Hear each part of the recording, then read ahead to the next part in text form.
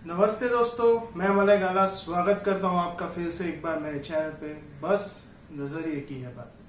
तो दोस्तों, पिछले कुछ महीनों से या ऐसा कहें कि इस साल की शुरुआत से लोगों के मन में सिर्फ यही दो प्रश्न हैं कि कोरोना वायरस पैंडेमिक कब खत्म होगा और इसकी दवाइयां कब मार्केट में उपलब्ध होंगी।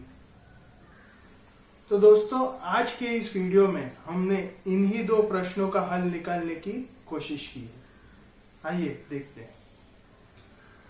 तो दोस्तों, किसी भी बीमारी का हल निकालने या उसकी दवाई बनाने के लिए बहुत ही जरूरी होता है उस बीमारी के बारे में अधिक से अधिक जानकारी होना।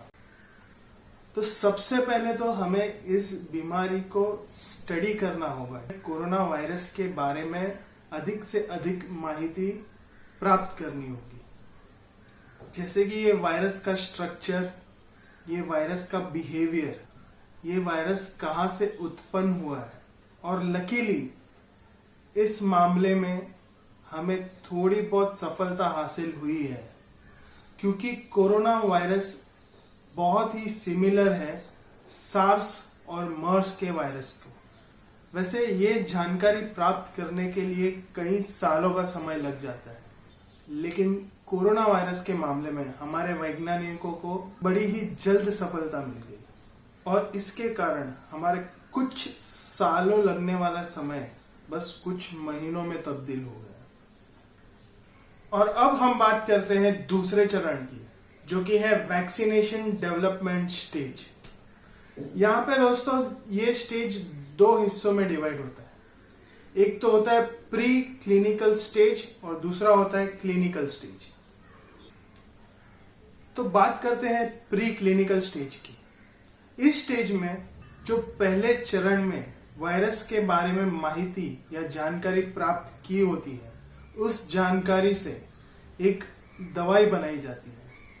वायरस के दवाई का एक कॉन्सेप्चुअल डिजाइन बनाया जाता है और दवाई के कई सारे अलग अलग डोज बनाए जाते हैं और फिर ये डोजेस की टेस्टिंग होती है प्राणियों पर। और यहाँ पर जिन डोजेस का रिजल्ट पॉजिटिव आता है, उन डोजेस को आगे के प्रोसीजर के लिए फॉरवर्ड किया जाता है। तो दोस्तों, अब बात करते हैं दूसरे स्टेज की। ये फेज में दवाइयों का ह्यूमन ट्रायल होता है, यानी कि इंसानों पर इस दवाई का प्रयोग होता है।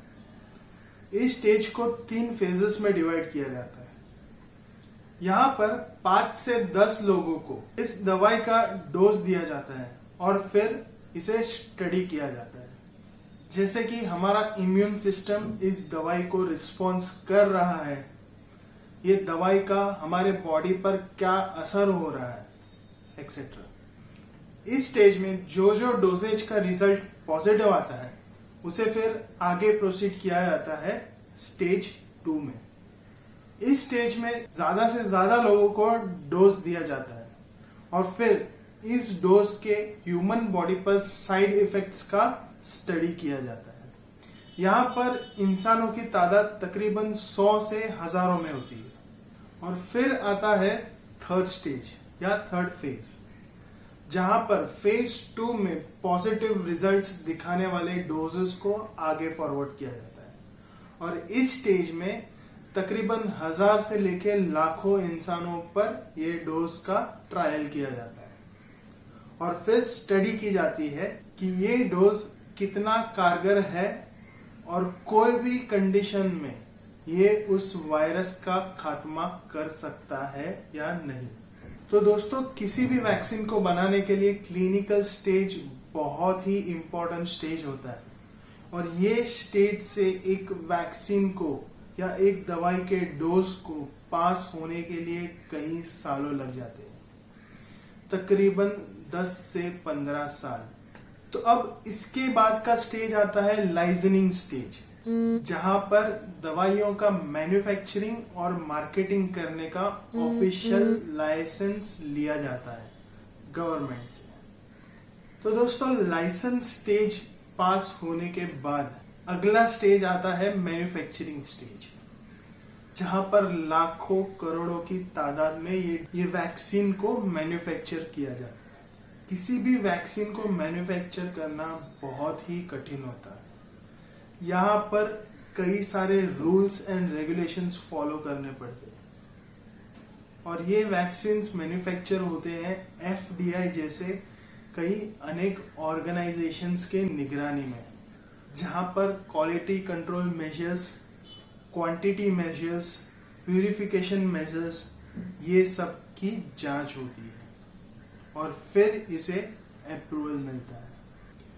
और इसके बाद आता है ट्रांसपोर्टेशन स्टेज, जहां पर इस वैक्सीन को हर एक देश में, हर एक देश के कोने कोने में जहां पर इस बीमारी का असर ज्यादा है वैसी जगहों पर भेजा जाता है। तो दोस्तों, किसी भी वैक्सीन को बड़ी तादाद में मैन्युफैक्चर करना और ट्रांसपोर्ट करना ये भी एक बड़ा ही कठिन काम है और इस काम को लग सकते हैं 6 महीनों से 1 साल तक का समय। तो दोस्तों, ये पूरी प्रक्रिया रिसर्च से लेके दवाई को मार्केट में अवेलेबल करने तक इसमें लग जाता है तकरीबन 15 से 20 साल का समय। अब बात करते हैं कोरोना वायरस पेंडेमिक की।